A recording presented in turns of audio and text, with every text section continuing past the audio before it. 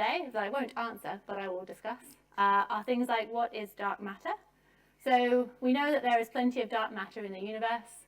There's on average about 5 times more dark matter than there is ordinary matter in the universe. And we think it's probably reasonably cold, which means it's a massive particle, travels non-relativistically, it's able to clump on reasonably small scales, so can form lots of substructure in the universe. But we still don't know exactly what it is, and there's wiggle room for the particle to be lighter or to self-interact slightly. And we'd like to understand, can we further narrow down what dark matter could be until the particle physicists find it, which would be very helpful. But we'd also like to know how star formation affects dark matter halos. So dark matter, we think, only interacts gravitationally, so it doesn't heat up, cool down, interact with light in any way. But it does interact through gravity. But we also think from studying some of these very faint galaxies that star formation does have an effect on it. So by injecting lots of energy into a dark matter halo, you can actually change its structure slightly. And that leads to some confusion about whether or not the dark matter model is correct. And so by understanding how star formation interacts with the larger halo that it's embedded in, we can also learn about dark matter and galaxy evolution as well.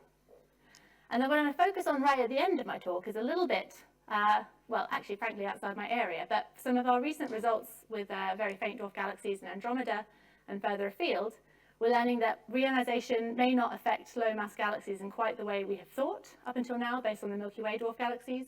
And we have some very new results, both from our group and from other groups, on that, which I think is pretty interesting for the future. But it's all very preliminary. Well, one of them is a paper, but sort of very early results on what's going on in other dwarf galaxies in the local group. So in terms of why we study low-mass galaxies, they turn out to be very interesting because they're quite sensitive to the details of galaxy formation physics. And this is just because they have very low mass dark matter halos, so low gravitational potential wells. So things like turning up or down star formation and feedback effects can have quite a big effect on the galaxy you form at the end. They're also the faintest and lowest mass galaxies that we can observe in the universe. So it's interesting to learn about what is the smallest kind of galaxy you can make. And you can learn about that by studying, obviously, the faintest ones. And this image here is an example of a very faint dwarf galaxy that many of you may have seen many times. This is Segway 1. And this is a galaxy that has a stellar mass of only a few thousand times that of the Sun. And most of the stars that you can see in this image here are not associated to the galaxy. These are the brightest member stars of Segway 1. So this is an image from Marla Jiha's work on the galaxy. And actually, if you sum up all that light in the galaxy, it turns out to be fainter than an individual single giant star. So these types of galaxies are extremely faint. This is definitely one of the faintest we know about. That's obviously interesting in and of itself. So if you compare some of the luminosities of the galaxies we're finding these days, they do tend to be fainter than some giant stars. So this is just showing you the size versus brightness for a bunch of faint objects. So we have globular clusters on the left-hand side here, and then dwarf galaxies down the right here. Now on the top are the classical bright dwarf galaxies like Fornax that we've known about for a long time. But then, as of the advent of surveys like the Sloan Digital Sky Survey at the turn of the century, we started to find many fainter dwarf galaxies that are coming sort of way with absolute magnitudes around -2, -4, which is fainter than, for example, Betelgeuse, which is a bright star in the constellation of Orion. So we now have a bunch of galaxies that are fainter than individual stars, and we'd like to understand how these form, why these form, and what's the lowest mass they can form at. We think they're pretty pristine in terms of their evolution. So when you have galaxies as small as these, it's very unlikely they've experienced a huge number of mergers in their lifetime, and probably many of it's maybe of order 1 or a couple, and many of those may have been at very early times. So they essentially then preserve a lot of information about how they formed at the beginning of the universe. So we often refer to them as fossil galaxies. So fossils are the very first galaxies to form.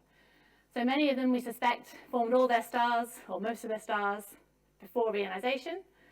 Which is this sort of phase change in the universe where the universe is heating up because of all the rapid star formation happening at early times. And as the universe heats up, because galaxies like Segway 1 and others are so faint and so low mass, the gas from the intergalactic medium can essentially heat up the gas within these galaxies, boil it off, take it away from star formation, and then you're left with a galaxy that's done nothing since the epoch of reionization. So it's a really nice window into what was happening at the time. And additionally to all of this, they seem to be very dark matter dominated. And this is basically because they're really inefficient at forming stars. So as you move down the mass scales in halos, you find that the halo's ability to sort of accrete gas, cool that gas and turn it into stars becomes less and less efficient. So you just form fewer stars per dark matter than you would do in a more massive galaxy. So while there's roughly 5 times more dark matter in the universe than there is ordinary matter, in galaxies such as these very faint dwarf galaxies, they typically have mass-to-light ratios more of order 10, and in things like the case of Segue 1, its mass-to-light ratio is of the order of 1,000.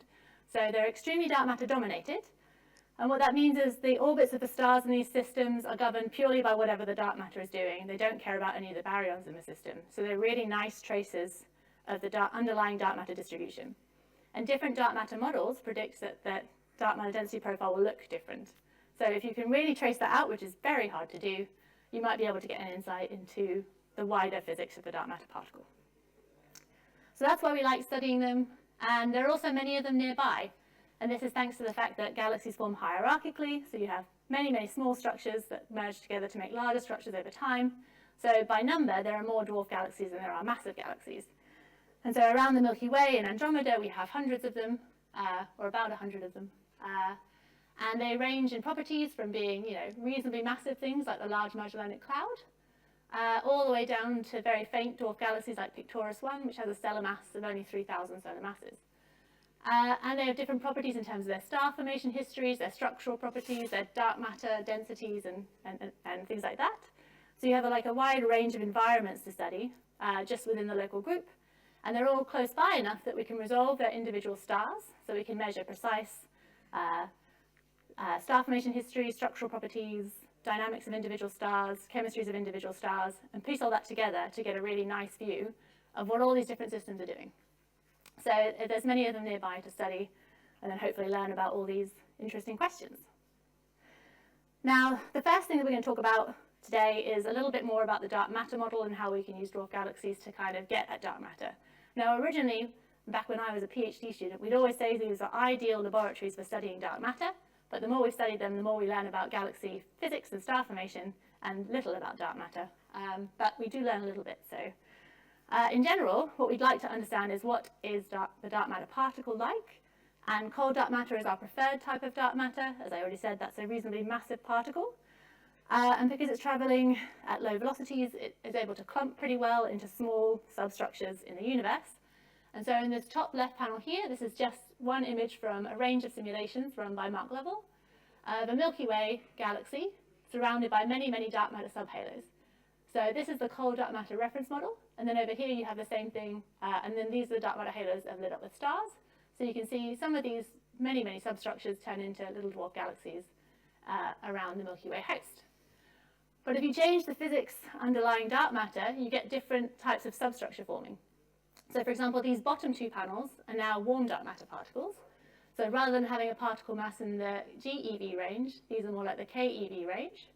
And what you should immediately notice is there are far fewer small structures in dark matter, and also in stars actually. So in warm dark matter models, you tend to form many fewer faint galaxies. And the same is true for self-interacting dark matter, although it's slightly less extreme. So this is now again the self-interacting dark matter model, and over here you should notice there are fewer bright galaxies than there are in this model here.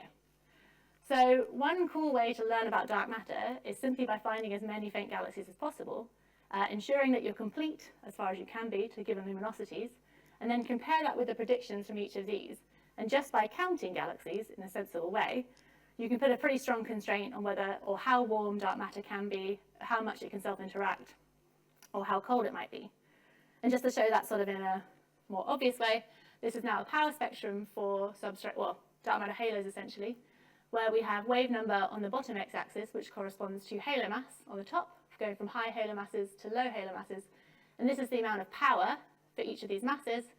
And essentially, the more power you have, the more likely you are to have a lot of structure with that mass. So the dark matter model is a solid black line, which just continues to increase to lower masses. And then the warm and self-interacting models are these other lines that sort of cut off around here, right in the region of about 10 to the 9 solar mass halos. So if you get a really good statistics on dwarf galaxies living in this mass range, 10 to the 8 to 10 to the 9 solar masses, you could get a really good idea of what the dark matter particle is like. This is actually extremely hard to do though, because this is right around the point where we think dark matter halos may not be able to form stars anymore. So the counting becomes fraught with difficulty, as you need to have very deep surveys. But in principle, it can be done. Now, for a long time, we didn't seem to have enough of these. This is the very famous missing satellite problem, which even at the time wasn't necessarily a problem. But the problem was that if you look at the masses of dwarf galaxies around the Milky Way and just sort of count them up and make a cumulative number of halos on the y-axis here, these are the observations from the Milky Way, so these data points along here. So there were about 10 dwarf galaxies known around the Milky Way in 1999. And then if you compared that to the sort of the first large-scale dark matter simulations of Milky Way-like galaxies, this dashed line shows you what was actually expected, sort of heading up to sort of towards 1,000 dark matter halos at this mass range. So this is clearly an issue because these two numbers don't agree, and the idea is you must be missing some number of satellites. Now, even at the time, it was clear that we weren't comparing, apples with apples, because in the real universe, you're counting things that have stars and that are bright enough for whatever telescope or survey you're using at the time to pick up. And in your simulation, you can just count everything. Some of these things may not light up with stars, or they may be too faint for your survey to detect. And so the expectation was, as technology improved and new surveys came online, this should get far better. And in fact, now around the Milky Way, the missing satellite problem at the bright end is essentially fixed. So this is a more modern version of the plot. Now we have halo mass on this x-axis versus the number of satellites. And the blue line is essentially our complete sample, so dwarf galaxies for which we know we're complete finding around the Milky Way. And the expectations are these curves here underneath. And you can see that there's very good agreement between the blue line and these curves, so there's no real missing satellite problem above a halo mass of about 10 to the 9, which again is the interesting part. Now, if you include fainter dwarf galaxies that we found in deep surveys, where we don't necessarily have coverage of the full sky to find them, you start to see that we have this sort of small problem again here, where we have maybe a factor of a few fewer than we would like. So this could still be down to survey incompleteness, but essentially right at the regime where it becomes interesting to count these numbers properly for different dark matter models, we are struggling a little bit. Now, a bunch of people are working on this, and at the IOA, this is something that people have done very well over the decades, is finding these new dwarf galaxies. At the moment, we're working with some existing surveys and trying to extract as much data out of the noise as possible, and I've been doing that with my students, Norshin and Emily. I'll talk about one of the things we found there towards the end of this talk. But what's going to be really exciting in the next few years is finding all these really faint things, hopefully, or not finding them, using the Vera Rubin large survey of space and time. So I think there's a lot of people working towards this to sort of essentially resolve this problem. Because this is an 8-meter survey telescope, far larger than sort of the 2 to 4 meters that have been doing this in the past. And it's going to survey all of the southern sky. So it won't be able to do the north, but we'll get really good statistics for the south. And essentially we should find all the dwarf galaxies in the Milky Way, even things like Segway 1 at large distances. So we'll get everything everywhere, all at once, if like the 10-year survey is, in astronomical terms, essentially instantaneous. So that's what we're really excited for, and kind of a lot of the work we're doing, certainly at Surrey, is preparing for this survey coming out and what we can do once we have these sort of statistics on dwarf galaxies to pin down the nature of dark matter. But that's not the only way we can get at it. We can also study the masses of these systems. So I already said they're all extremely dark matter dominated, and for different models of dark matter, we have different predictions for how that dark matter should clump, especially in the very center of dark matter halos. And this is something that's hard to do with bright galaxies because they have a lot of baryons at the center. You tend to have things like supermassive black holes, gas, dust, stars, and it's really hard to disentangle, what's coming from the baryonic component versus the dark matter. But dwarf galaxies are dark matter dominated all the way into their centers. So it's much easier, but still hard, to trace out the density of dark matter in these systems. And depending on your model, it'll try and cluster in the center of the dwarf or the halo in very different ways. So this is just now looking at some mass profiles for different dark matter models. So NFW is the cold dark matter model, Chord and self-interacting dark matter. So these are sort of warm-ish and self-interacting dark matter models. So what you're seeing here is the mass contained within a given radius for each of these models. And the NFW model has way more mass in the center by about an order of magnitude or 2 orders of magnitude than some of the more self-interacting and warmer dark matter models. So again, if you can just measure this difference in enclosed mass at relatively small radii, you can get a really good constraint, potentially, on how cold or warm or self-interacting dark matter is. However, even in these very faint systems, baryons tend to complicate this. But essentially, measuring their central masses or their central densities should allow us to sort of very, very well distinguish between the two. And this is showing the same thing now, but in density space. So again, here we have radius versus enclosed density. And again, this is what you'd expect to see in dark matter, is just a density profile that rises all the way to the center for cold dark matter, or NFW-style halos. But then for warm or self-interacting dark matters, you expect to see this kind of core feature. So this is known as the cusp core problem, or the too big to fail problem. But they're kind of both the same. They're about how much dark matter is in the center of these galaxies. And again, if you can measure this sort of more than an order of magnitude difference, you should be able to put strong constraints on the dark matter particle. So we could learn about dark matter physics if we use these dwarf galaxies and really well measure their central enclosed masses or densities. And you don't even need to do it like to the level of cusp core. Even at the half-light radius, which is this grey line here, you can see there's still a significant difference. This is a log scale. In the central densities, even within the half-light radius. So if you can just measure an average even here, it can give you a lot of information. However, baryonic physics also plays a role in changing the shape of the dark matter profile at these small radii.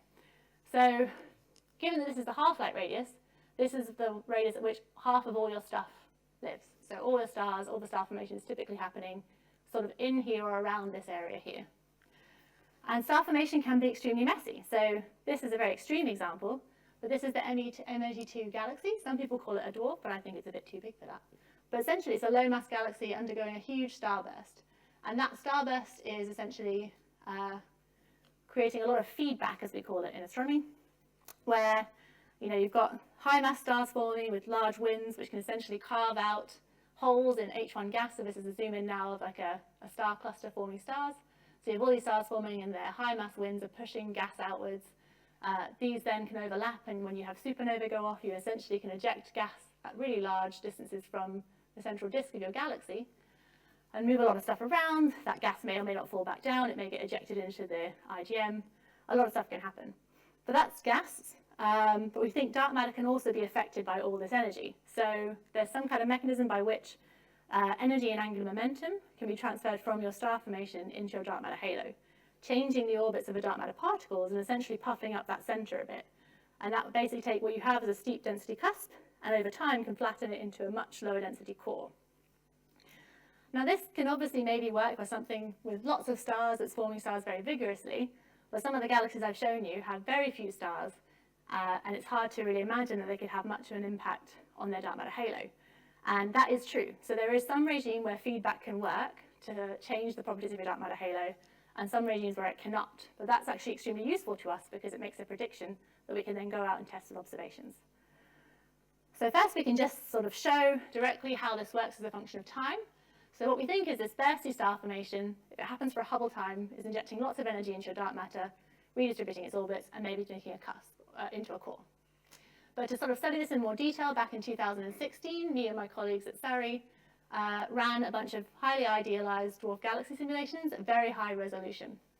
And we used halo masses of 10 to the 8, 5 times 10 to the 8, and 10 to the 9 solar masses, and simulated them with a resolution of 250 solar masses and 4 parsecs. And that allowed us to track what was happening with the supernova explosions very well. So in this top panel here, we have the gas density for each of these halos, and it's the gas temperature. And you can kind of see the effects of the supernova feedback in these sort of gas bubbles, and then stellar density. Now there's no stars here, because this one at 10 to the 8 solar masses did form stars, but there are very few star particles, so it really wasn't that significant. But it's interesting because it might be telling us something about the halo mass at which star formation is so inefficient, it may be very hard to find galaxies. But enough about that. These two objects ended up looking very much like two real-life dwarf galaxies, Leo T and Aquarius. They have very similar properties in terms of their star formation histories, chemistries, mass profiles, and one other thing I'm forgetting. But they looked very realistic, so we sort of trust that we're making something that is at least sensible. And that means that we can then see, okay, they've had 14 billion years worth of star formation. What has that done to their central dark matter potential? Has it changed the cusp into a core? And does it need a certain amount of time to do that? So we can just kind of make the same density profiles I was showing before. So we have radius versus density here again for each of those halos.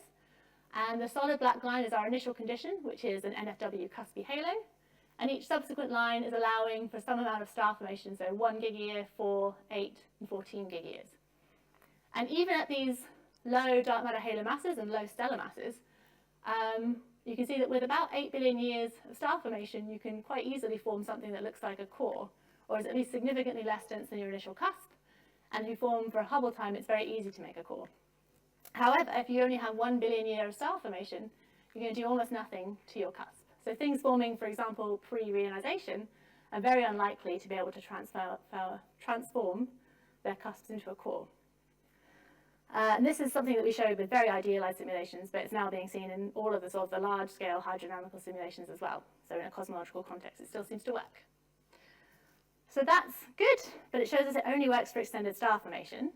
But we can study the star formation histories of dwarf galaxies and the local group extremely well.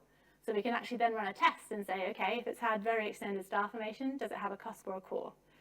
And so back in 2019, Justin Reed took a sample of relatively isolated dwarf galaxies in the local group, so things where we think tidal interactions probably aren't important, and then took their star formation histories and measured their densities using a tool called GravSphere, which is essentially a gene's dynamical modeling tool, to essentially measure their halo masses and their central densities. So these are the data points. Blue points are things with extended star formation, and black points have a very short duration star formation.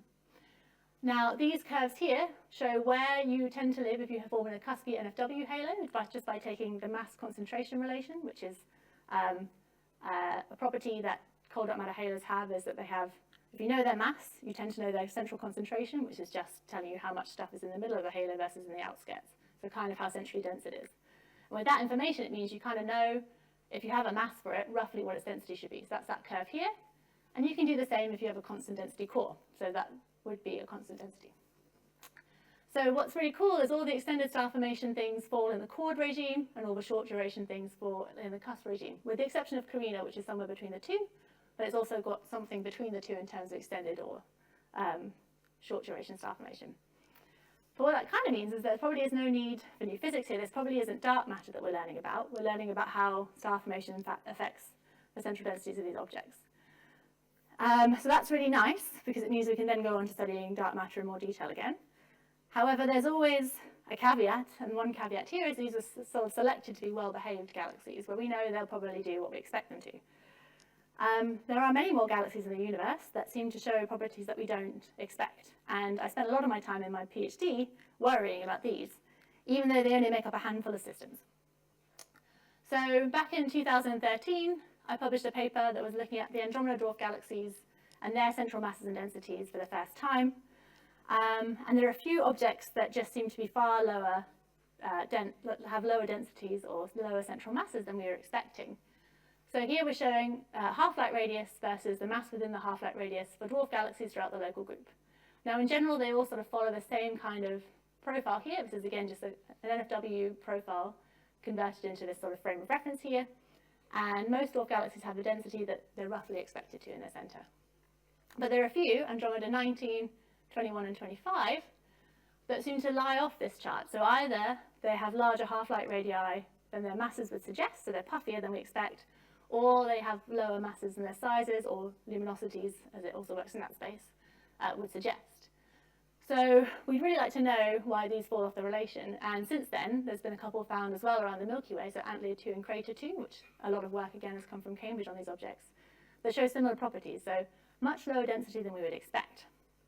Now, with my dwarf galaxies, I originally was just concerned that I'd done this wrong, because we had Andromeda is further away than the Milky Way, and trying to measure dynamics for its stars then is harder, because the you can only get the brightest stars, there are fewer of them, the signal to noise is worse, and so we had relatively small samples of stars in these systems, and it could have just been a statistical issue, where if you doubled the sample size, maybe you'd see that you have a normal central mass. But we went back and looked at all of them, along with my PhD student Emily Charles, and we've more than doubled the sample size for all of them, and they all still have this issue of having lower masses than we expect. So it's probably not me being wrong, which is always nice to know. But the next question, is this to do with cosmology? Like, is this because our idea of like feedback fixing everything doesn't actually work and we do need a change to a dark matter model? Is it actually that feedback is more efficient than we think in these galaxies?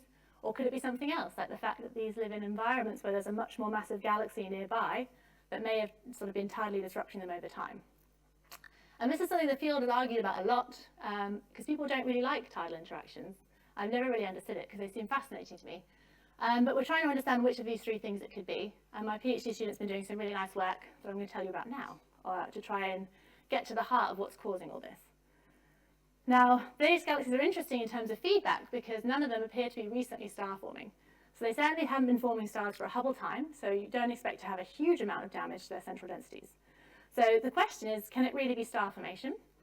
And to understand that, what we needed to do first is rather than just measure their central mass, we needed to do sort of proper dynamical modeling to understand their density profiles and also measure their star formation histories. And that was difficult to do until recently because we didn't necessarily have the data or the tools, but now we have both. So back in 2021, we did this for the first time with an Andromeda dwarf galaxy, with Andromeda 21. And at the time, we actually only had reasonably shallow Hubble imaging, so down to just below the horizontal branch. We now have deeper star formation histories for all these dwarf galaxies, but they're not published yet. But the same kind of story holds. But what you can essentially do is go and look at something with Hubble and construct a beautiful color magnitude diagram of the dwarf galaxies. This is the red giant branch and the horizontal branch, and a little bit below that for Andromeda 21. So you can then use stellar population models to sort of try and recreate this color magnitude diagram with stars of different ages and metallicities. Once you've convinced yourself you've done that well with some kind of residual plot like this one, you then know what type of ages you need and metallicities you need to explain this population. And then that gives you your star formation history.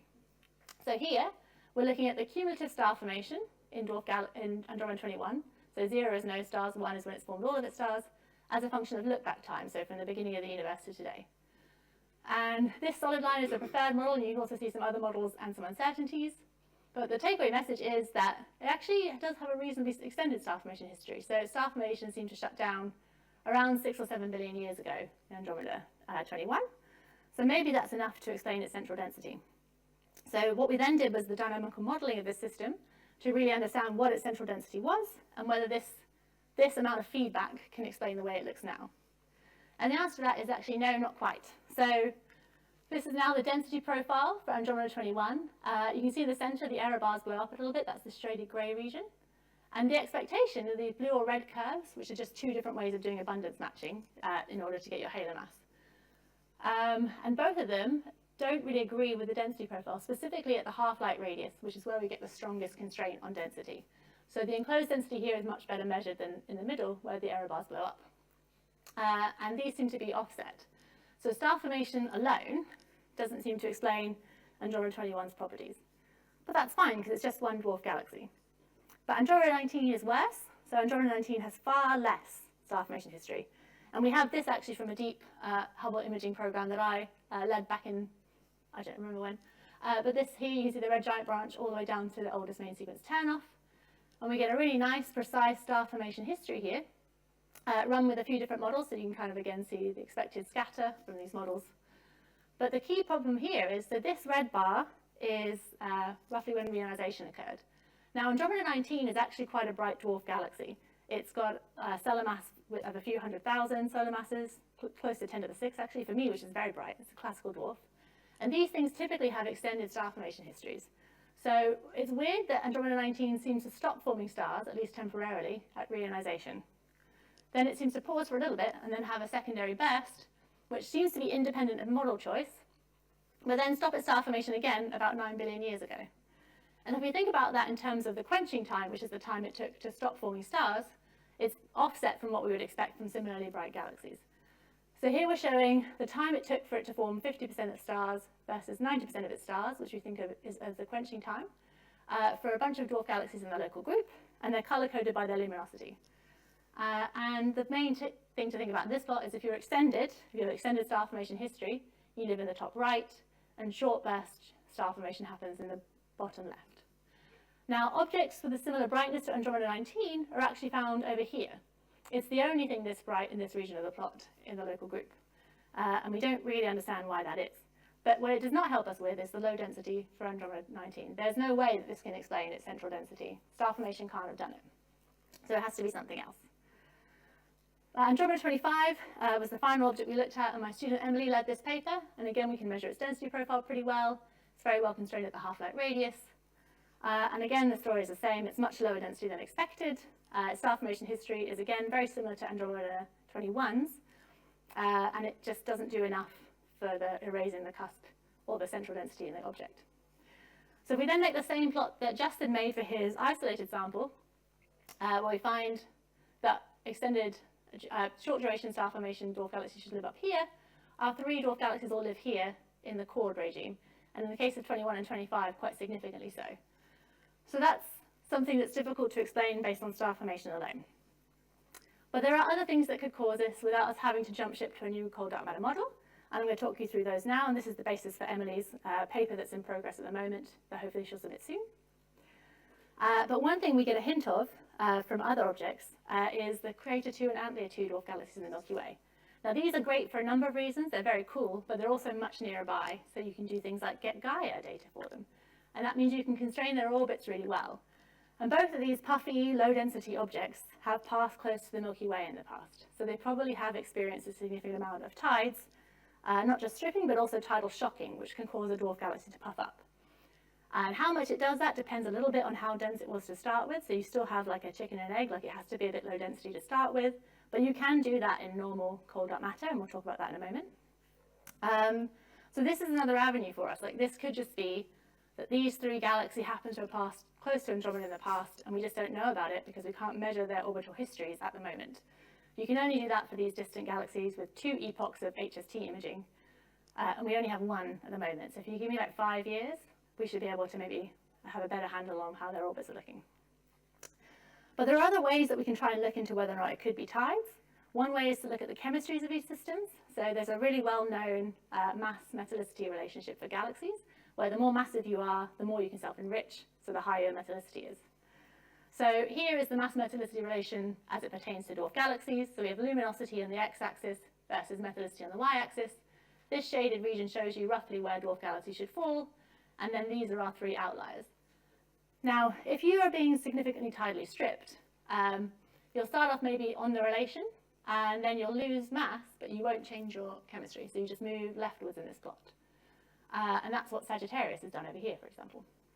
So Andromeda 21 and 25 have had some scope, so if they were born on the edge of the plot, for example, they can then move left and have lost close to an order of magnitude worth of their mass, so maybe 90% tidal stripping or something. Andromeda 19 is in the entirely wrong place for that to work. And in general, anytime I try to understand Andromeda 19, it doesn't work, so we're going to ignore it for now and just focus on these 2 for the moment. So it could be tides. It also could be that they're living in low-density dark matter halos. So I talked very briefly before about the mass concentration relation for NFW halos, which is where the mass is related to how dense the things are in the center, essentially. So if you know the mass, you know what the concentration should be. But it's not a perfect one-to-one relation. It's a relationship with scatter. So you could just have dwarf galaxies that are living in maybe a 1 sigma outlier halo in normal cold dark matter. That would mean it's already less dense than you're expecting, and then maybe more susceptible to things like star formation and tides, which can then sort of accelerate everything and kind of give you the right answer in the end. So we've been trying to understand this with work that's being led by Emily and Stacey, who's a postdoc at Surrey. And they've been using this plus tidal scaling relations from Penarubia's work and also Raphael Irani's work with tidal tracks to see what happens if you take dark matter halos with different dark matter physics or different concentrations and tidally strip them over time. So these plots get very confusing very fast, so I'm going to try and step through them slowly. We'll start with just one. So what we're looking at here, in this particular case, is for cold dark matter, different halos with different concentrations. So on the x-axis, this is if you have the mean concentration from the mass concentration relation. Then you have a 1 sigma outlier and a 2 sigma outlier and a 3 sigma outlier, so getting less dense with time. Here we have the expected density within the central part of the dwarf galaxy, so 150 parsecs. Now this horizontal band is the observations for Andromeda 21, and then these lines are different NFW halos with or without stripping. So the solid black line at the top is just a normal cold dark matter NFW halo. The solid blue line is an NFW halo that has experienced some amount of star formation, the same as Andromeda 21, so is already slightly less dense. And then the dashed lines, what happens if you've had 90% of your mass stripped, and the dotted lines is what happens if you have 99% of your mass stripped. So there are 2 ways then to explain the central density of Andromeda 21 here. You can start by just assuming that you've lost a lot of mass. So with about 99% stripping in a normal CDM halo, you can get the central density that you want, or you can move to a lower concentration halo, and if you're about a 2 sigma-ish outlier, you don't need any tidal stripping at all, which is great. That's 2 ways to solve it. The only problem here is that you need to check this works at all radii, because tidal stripping happens from the outside in. So if you're only looking at the center, you may have stripped off too much mass in the outskirts. So we use as a second point the half-light radius, which is where we best constrain our measurements anyway. And if you go too far beyond that, you tend to lose stellar traces and your errors blow up. But this is the same thing now, but the density of the half-light radius with the same lines. And what you can see is that the 99% stripping doesn't work at large radii because you've actually taken out too much of a dwarf galaxy. So just stripping is not going to work. And also, your 2 sigma outlier halo doesn't work either at this radius. So you have to change around what you want a bit. So either a bit less stripping and a 2 sigma outlier halo, or you go for a 3 sigma outlier halo, which is kind of fine, but they're rare. So we expect about 0.2 of those per local group. So that's fine, because you can't have 0.2 galaxies. So if it's just one, you can have a 3 sigma outlier. But at least you can sort of make it work with a lower concentration and some amount of tidal stripping. So that's what you require for Andromeda 21. Andromeda 25 is pretty cool in that it seems like we can do it all with tides. So we have the same plots again now here, but for a different dwarf. So in this case, the 99% stripping works at both radii. So with tidal stripping alone and an ordinary dark matter, cold dark matter halo, you can completely understand Andromeda 25. I would say that 99% mass loss from this galaxy is a little bit uncomfortable, as we don't obviously see it tidally disrupting at the moment. But you could also just make that 95% or a little bit higher and a bit lower concentration. So, or you could just go to the extreme and say you need to have a really low density halo. But you can see actually there, even with a 2 or 3 sigma outlier, you still need significant tidal stripping to understand this in a cold dark matter paradigm. So that's potentially difficult. But heavy tides, but plus maybe a low concentration, can at least understand these two, and maybe that's not so bad. But you might say maybe this is time to think about other cosmological models like warm dark matter. And so we did that as well. So you can do exactly the same game with warm dark matter. But here we have an additional variable, so I'm going to show you 2 separate sets of plots. So now we also have to worry about what is the mass of the warm dark matter particle. So here we're going from 10 keV down to 1 keV. Some of these models are already pretty soundly ruled out, but we wanted to see what you needed to understand these just with warm dark matter. Now in this case, we're not showing tides at all. We're just showing what happens if you change that central density again. So going from a mean concentration down to a 3 sigma concentration. And you just see that stepping down in these lines here. And again, you actually tend to see the same thing as we had before. So this is just for different concentrations. And in order to understand Andromeda 21, you just need that concentration to be low. So a 3 sigma outlier is the only way to do it in warm dark matter. So it's not any better than cold dark matter. And then you can also do it for a reasonable relic mass. So actually anything below about 3 keV, where you do start to get some lower concentrations coming into play, has been soundly ruled out.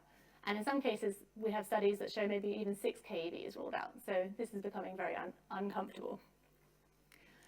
For Andromeda 25, you see that basically none of it really works. Even with the lowest concentration, you have to sort of go down to relic masses that are already beginning to be sort of ruled out. So low concentration alone is not going to work for 21 and 25. But of course, we also have tides in this case, so the next plot will just be showing all of this, but without the 3 sigma outliers. We're just going to show it for the mean one, but you can sort of see how tides come into play. And essentially the same story as in cold dark matter. So for a reasonable relic mass, you essentially can't explain it with Andromeda 21 without having a low concentration, and Andromeda 25, just tidal stripping alone, heavy tidal stripping, will explain it. So what we've learned is that it's no better than cold dark matter to go to warm dark matter for these objects. Good. Finally, we can look at self-interacting dark matter, and we just used a constant cross-section here because it's the only thing that works with our tidal stripping mechanism that we're implementing on these test cases.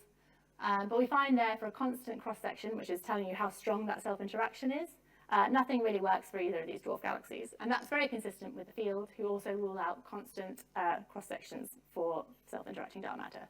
So in all cases, when you change the concentration, it's very hard to get a concentration that will work, a cross-section that will work for a reasonable amount of tidal stripping in both cases.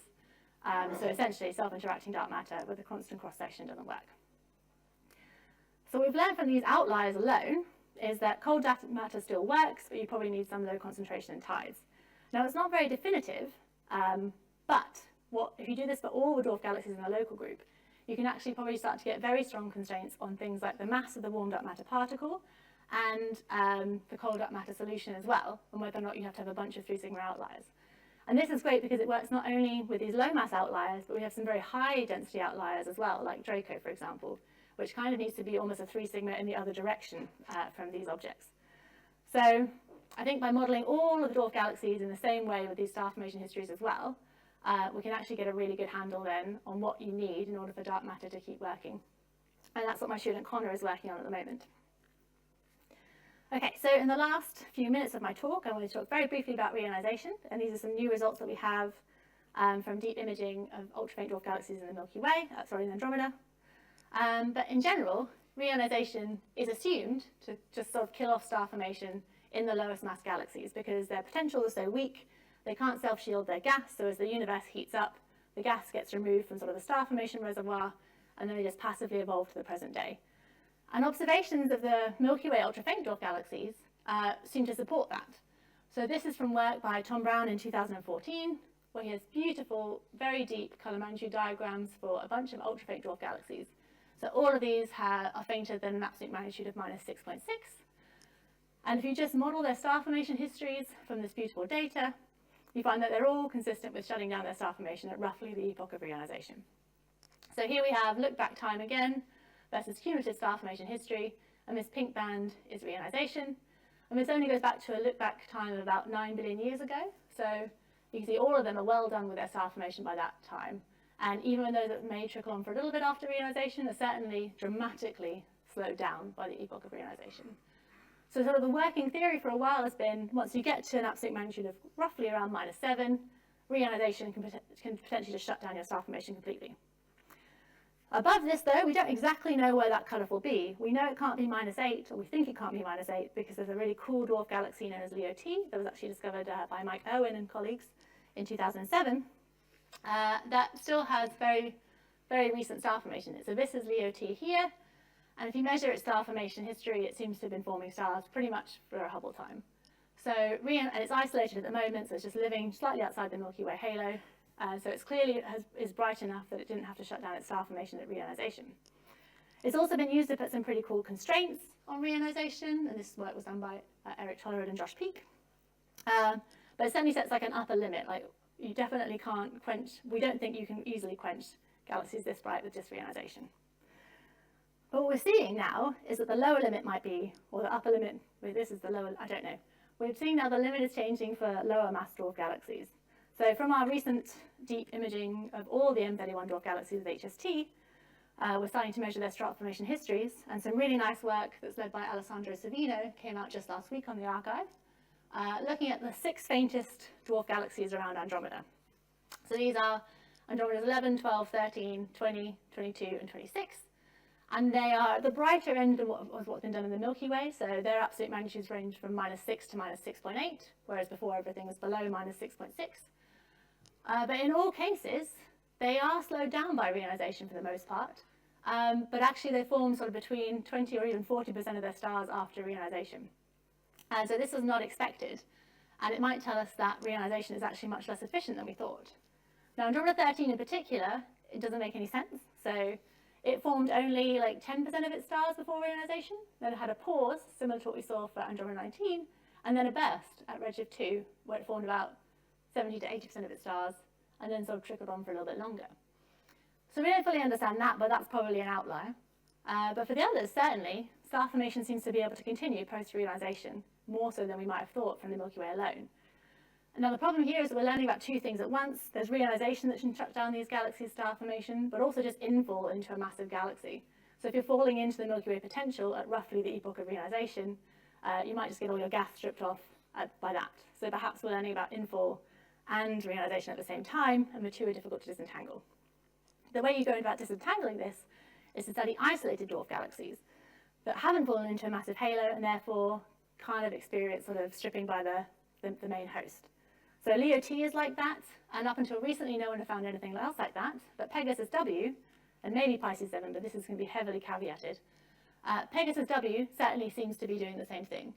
So Pegasus W was recently discovered by Kristen McQuinn and her collaborators, and they have this beautiful HST imaging for it. It's a very bright galaxy, as you can tell. So this is fainter than Leo T with an absolute magnitude of minus 7.4. But from their HST imaging, they were able to measure star formation history, and it seems to quench reasonably late. So its quenching time for when 90% of the star formation finished is around redshift 1 to redshift 0.5. So not quenched by reionization, and in fact seems to have a fairly continuous star formation history all the way up until that point. So that's pretty interesting as a data point there. There was also this other dwarf galaxy that I found, and I don't believe what I'm about to tell you, so if I was a gambling person, it's probably wrong, but we'll only know with deeper data. Pisces 7 is a very faint dwarf galaxy that we recently detected around M33. It has an absolute magnitude of minus 5.7 and some hints of very recent star formation. So this is something we found in the DESI Legacy Imaging Survey. It's obviously a dwarf galaxy, it's very clear. We followed it up with a 4-meter telescope, and it's this very faint thing in the halo of M33. Well, at this point we didn't know if it was M33 or not because we couldn't constrain its distance very well. But from its color magnitude diagram, it had a fairly clear red giant branch, and this is something you can only say if you study dwarf galaxies, that this is very clear. And then a bunch of blue stars as well relative to the field that we said at the time could be young stars, but they could also just be contamination because it's sort of, they're towards the limits of what we're able to measure well. So we went off and got deeper data with Gemini to see if we could get a proper distance for it. We found it was definitely at the distance of M33, which is very cool. And from the deeper data, we still see a bunch of these blue stars. So this now shows our Gemini data. So this is on the dwarf, this is off the dwarf, and this is a difference map here. So you can see the red clump here and the horizontal branch, but also a bunch of blue stars relative to the field that are consistent with a younger population of order 1 to 3 billion years old. And if this dwarf galaxy at this luminosity really had stars forming 1 to 3 billion years ago, it completely changes what we think about how reionization affects these faintest dwarf galaxies. But if I was a gambling woman, I would say that they are probably just contaminant, like galaxies or something that we haven't been able to separate out well, because some of them are very faint, so star-galaxy separation might be wrong. But it's super interesting if true, but it's the kind of thing where you need to get imaging down to the oldest main sequence turn-offs to see what the really full star formation history looks like. Because I'm just worried that this is all a bunch of noise. But we're starting to find more and more of these things. I think it could be really cool. An additional reason why this is cool, even if it doesn't have young stars, is that it may also tell us about the evolution of M33. So M33 is a dwarf spiral satellite of M31, and it has a contested evolutionary history. It's either falling into M31 for the very first time, or it had a really close flyby with M31 about 4 or 5 billion years ago. And depending on that, which of those is true, we expect very different things for both its stellar halo and its satellite population. So if it had a close passage in the past, we expect to find very little or no stellar halo around M33. And at large distances, we won't be able to study that because it's outside of the deep survey from pandas. It only covers about a third of the virial radius of M33. And we also expect it to have many fewer satellites if it's had a close flyby. And at the time of the panda survey, it only had one. Now, Pisces 7 is found at much larger distance from M33, but does seem to be a satellite. And if it is really bound to the M33 system, which we could find out with dynamics, for example, then it may tell us that this first infall scenario is actually the correct one. But then it's hard to explain some of the other weird things we see in M33, like its warped gas and stellar disks.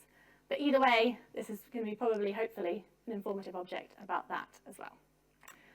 But in general, we want to find more things like Pegasus W and potentially Pisces 7, so more isolated dwarf galaxies that may tell us more about reionization. So if we can find a bunch of ultrafaints in the field, we can really tie down at what mass scale is reionization important in the evolution of dwarf galaxies. And again, Vera Rubin is going to help us with that, because it should find a bunch of ultrafaint dwarf galaxies at large distances from either Andromeda or the Milky Way. But the take-home from that is reionization may not work as well as we thought when you go to the lowest masses. And it'd be really cool to learn just where is it becoming important. Okay, and that brings me to my summary. I did speak for 49 minutes, which is close to what I was asked to do, so that's good. But the faintest galaxies suggest that dark matter is probably cold. We can probably understand it with changing the concentration a bit and the star formation histories and stuff like that. And warm dark matter doesn't help us too much with that anyway. Tidal stripping is probably important. I think without it, you can't understand galaxies like Andromeda 25. And reionization may not kill off star formation as efficiently as we thought in the past. Thank you very much. I'll take your questions.